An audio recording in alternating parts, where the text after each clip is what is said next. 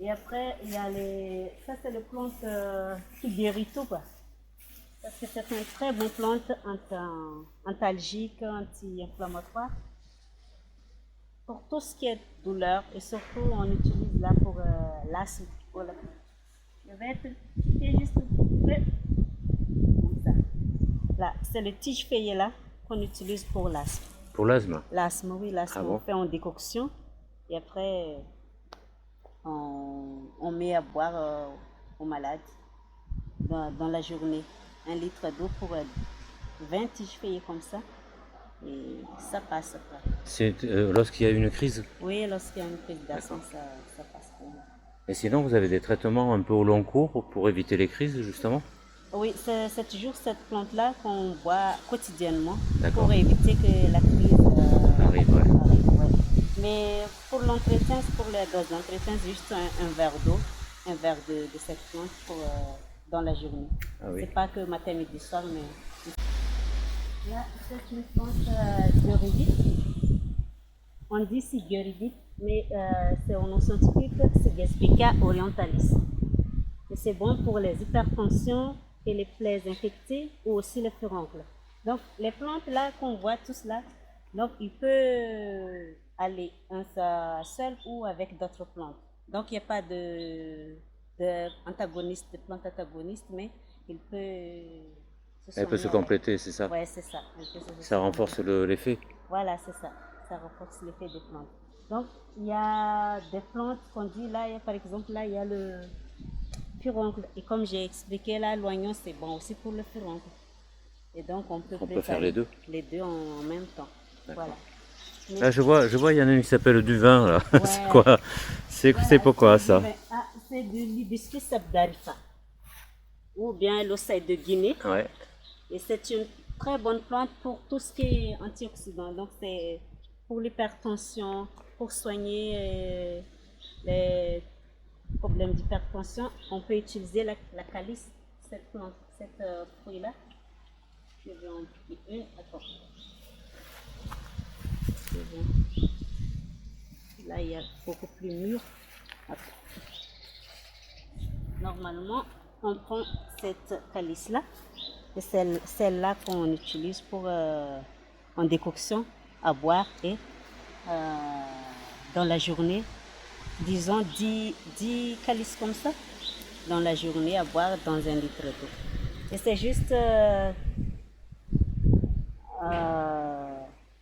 cette plante-là, ça devient rouge la couleur de l'eau. Si on met dans l'eau, d'accord, l'eau rougit, ça colore l'eau en rouge. Ça colore en rouge. C'est bon aussi pour tout ce qui est problème d'anémie. Ah bon? Oui. Parce que là, je vois angine et je vois angine et infection urinaire et maux de gorge, ouais. C'est la même chose. En fait, c'est aussi bon pour tout ce qui est angine, maux de gorge, mais c'est la préparation en décoction. On le prépare en décoction. D'accord. La préparation n'est pas la même. C'est la même préparation. D'accord. Et moi, si j'ai de l'angine, je peux préparer cette plante avec de l'ambouanicus, le carao. Là, les plantes qui est si jolie là. Ouais. Ah oui. On peut préparer avec. D'accord. Et on boit en tisane comme ça dans la journée. On peut mélanger avec du miel ou du sucre pour adoucir le goût. D'accord. Ouais. C'est toujours mieux de les mélanger ou c'est pas forcément intéressant? C'est toujours mieux de le mélanger si on a le moyen de trouver toutes les oui, 2 ou 3 plantes. Oui. Mais si on n'a pas le moyen de trouver, donc une seule plante suffisant. D'accord. Voilà. Alors là, je vois maux de ventre, je vois diarrhée, je vois ballonnement, c'est ça, règles douloureuses? Là, c'est du cannelle. C'est juste en cours de pouce. Derrière, là? Oui, c'est derrière. Là, c'est la cannelle. On vient juste de le planter. Ouais. Et c'est l'écorce du cannelle qu'on utilise pour les ballonnements abdominaux ou les diarrhées. D'accord. On peut le préparer, cette plante-là, avec celle que je t'avais montrée au premier, le forbiaïta, oui, en décoction. Et on peut boire dans la journée. Pour soigner que ce soit la diarrhée. Des fois, quand on a la diarrhée, ça accompagne toujours des maux de ventre, des spasmes, tout ça, et c'est bien pour se soigner avec. D'accord. Correctement. Là, je vois aussi plaie ulcère de la peau. Oui, ah, ça c'est là, cette plante-là qui est bon pour le cerveau. Ça veut dire que vous les plantez par catégorie forcément, et ça fournit, mais ça fournit ce qu'il y a là. Et après, parce que là, vous tirez dessus en fait pour soigner. Et Oui. comment vous faites pour renouveler alors? Ben, on a une jardinière et on fait des pépinières. Là, disons par exemple, l'hibiscus là, il y a des graines dedans et on récolte la graine. Et c'est la responsable volet jardin qui accompagne la jardinière pour en faire des pépinières. Ah oui, ça veut dire il y en a toujours qui suivent en fait. Ouais, c'est ça, c'est ça. Donc quand ça atteint la stade maximale de pouce, on enlève et on replante. D'accord. Par Ah ouais. exemple, tu vois là, ça bientôt c'est bientôt mûr. Mais là, il y a déjà les plantes qui poussent avec le pépinière là. D'accord. Voilà. Tu vois, ça Oui, c'est oui, déjà oui. le pépinière de Voilà. cette plante là. Donc Et il y en a donc, qui vont être bien voilà. mûris bientôt, Donc, vous ça, allez les enlever, puis les autres sont là. les autres. Mais la plupart des plantes, on essaie de renouveler sur place. D'accord. Le culture du tapetou, c'est la graine. Il y a le fruit, après à l'intérieur du fruit, il y a la graine. Et c'est la graine de cette plante-là qu'on utilise pour soigner le ténia. Le ténia, ouais. On prépare, on fait l'écraser, on pile, et c'est la graine-là qu'on mélange avec du sucre ou du miel pour mieux avaler, pour soulager. C'est juste pour le goût. Ouais. Et après, ça fait évacuer le ténia. Ça fait évacuer le ténia. On prend pendant 3 jours successifs. Ah oui. Et c'est juste pour tout dégager. On essaie de prendre un laxatif, juste disons de jus de tamarin. Ouais. Sans sucre, c'est laxatif, c'est très très laxatif. On dégage. Ça lui permet de dégager, ça nous permet de le dégager plus facilement. C'est ça, c'est ça. Et en plus, après 2 semaines, si jamais il y a les œufs, ouais. les œufs, Oui. donc c'est certainement sûr qu'après 2 semaines, si on fait rien, ça revient le ténia. Ou bien il faut quand même accompagner pendant quelques temps, il faut continuer. En fait, juste après 2 semaines de prise du grain de culbuta, on reprend 3 jours et voilà, après c'est terminé. Ça veut dire que les œufs, ils sont évacués aussi. Ouais, c'est ça.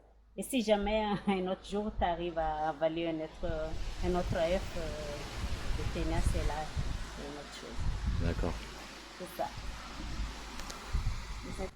En fait, c'est des plantes qui servent beaucoup pour le quotidien, quoi, pour les mots classiques du quotidien. Voilà, et c'est pour ça Jardin du Monde. Jardin du Monde est là pour aider la population qui n'ont pas accès ou c'est juste pas assez de moyens pour acheter les médicaments dans la pharmacie, d'utiliser les plantes qu'ils en ont dans leur cours au quotidien. Les plantes qu'ils connaissent, utiliser et c'est pour se soigner.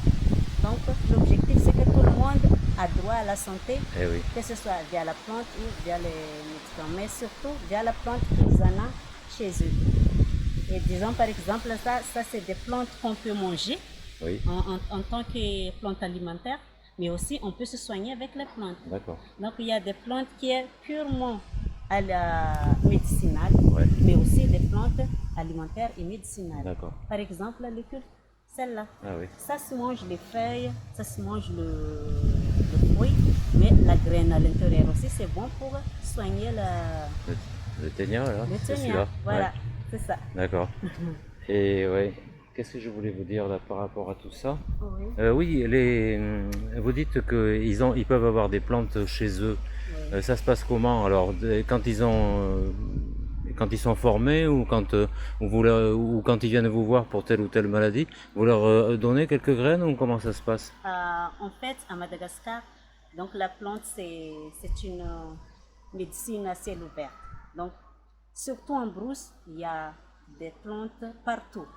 Au champ, quand ils font leur petit jardinage, c'est sûrement, il y a des plantes qui poussent Ah ouais. comme ça. Ouais. Et ils connaissent vraiment cette plante.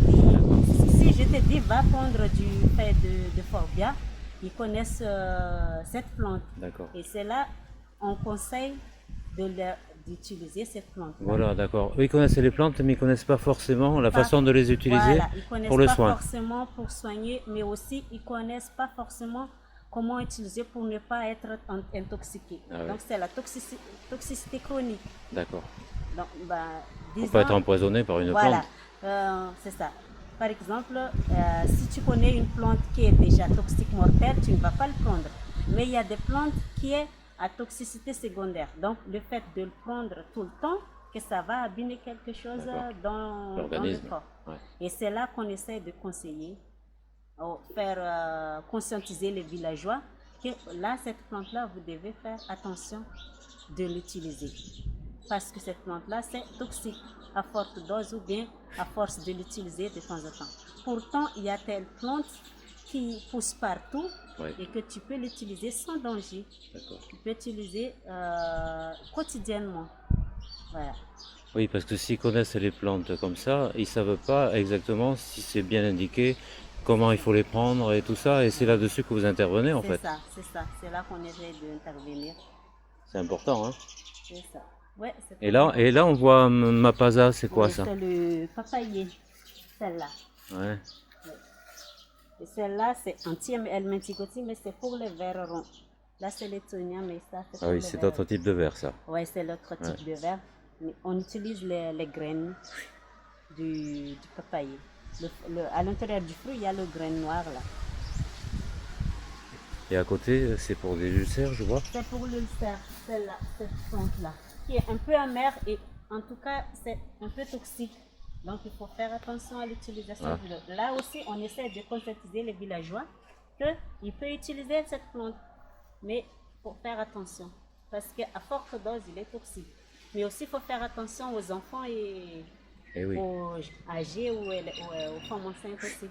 Parce que c'est contre-indiqué pour les femmes enceintes. Et Jardin du Monde aussi est là pour conscientiser les villageois que, attention, parce que quand une femme enceinte est tombée malade, il faut d'abord aller directement à l'hôpital pour savoir qu'est-ce qu'elle a, et pour avoir une meilleure prise en charge de la maladie que d'aller chez une matrone ou chez quelqu'un et après, quand l'état de la femme s'aggrave, c'est là qu'ils vont aller à l'hôpital. D'accord, il vaut mieux y aller avant. Voilà, c'est ça. Parce que vous favorisez ce lien qu'il y a entre la médecine conventionnelle et la médecine par les plantes.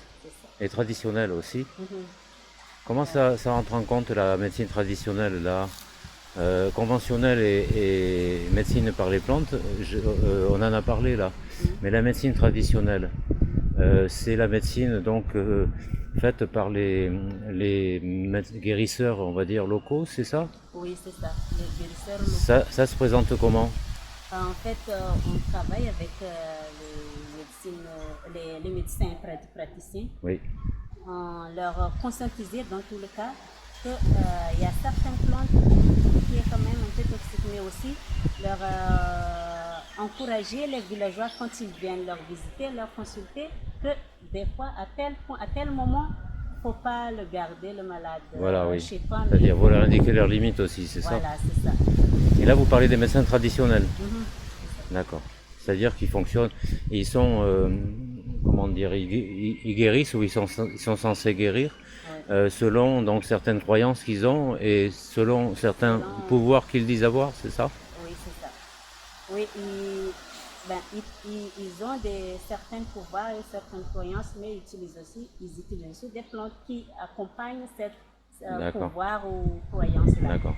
Et c'est la partie plante, on leur valorise leurs croyances, leurs pouvoirs. On essaie de valoriser parce que c'est sa croyance, c'est sa pouvoir. Mais par contre, par rapport aux plantes qu'on conscientise, qu'on parle, pour qu'ils arrivent à comprendre qu'il y a des fois des maladies qu'on ne doit pas le tenir chez eux et évacuer. Ça veut dire que quand vous les abordez, forcément ils se sentent aussi considérés dans leur approche, puisque vous allez les voir. C'est ça. Et vous allez les voir pour échanger avec eux sur leurs pratiques, sur vos pratiques. Et puis en même temps, vous faites passer la pédagogie et les messages que vous avez envie de faire passer. C'est ça, Voilà. c'est ça. Jardin du Monde, c'est quand même un petit peu au carrefour entre ces trois choses. Alors, la médecine traditionnelle, la médecine dite conventionnelle, et puis les plantes médicinales. Ouais. Bah, c'est Oui, bien c'est exactement ça, le Jardin du Monde. C'est là pour faire les liens. un carrefour et un lien, ouais. Voilà. Voilà. Ah ben, on peut terminer là-dessus, hein.